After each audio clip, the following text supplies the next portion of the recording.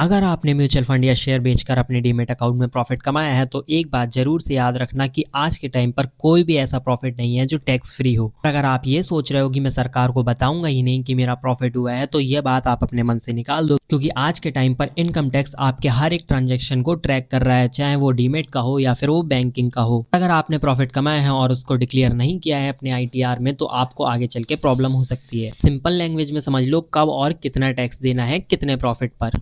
सबसे पहले बात करते हैं short term capital gain tax की, यानी कि आपने कोई भी शेयर या म्यूचुअल फंड खरीदा और उसको एक साल के अंदर ही बेच दिया और उस पर पैसा कमाया तो आपको उस पर 15% का टैक्स देना पड़ेगा। अब बात आती है long term capital gain tax की। अगर आपने कोई भी शेयर या म्यूचुअल फंड बाय करा है और उसको एक साल के बाद बेचते हैं आप प्रॉफिट में तो आपको उस प्रॉफिट का 10% तक टैक्स देना पड़ सकता है। बात करते हैं इंट्राडे और एफएनओ वालों की। अगर आप इंट्राडे या एफएनओ में ट्रेड करते हैं तो आपकी जो इनकम है वो बिजनेस इनकम मानी जाएगी और आपको उसी के स्लैब के हिसाब से अपना टैक्स पे करना होगा। स्टॉक मार्केट के जितने भी ट्रांजैक्शन होते हैं वो आपका ब्रोकर आईटी डिपार्टमेंट को रिपोर्ट करते रहता है, चाहे वो विड्रॉ के हों, चाहे वो डिपॉजिट के हों, चाहे वो प्रॉफिट के हों या फिर लॉस के हों। इससे बचने का बस एक यही तरीका है कि आप टाइम टू टाइम अपना आईटीआर फिल करते रहें। अब मिलते हैं नेक्स्ट वीडियो में।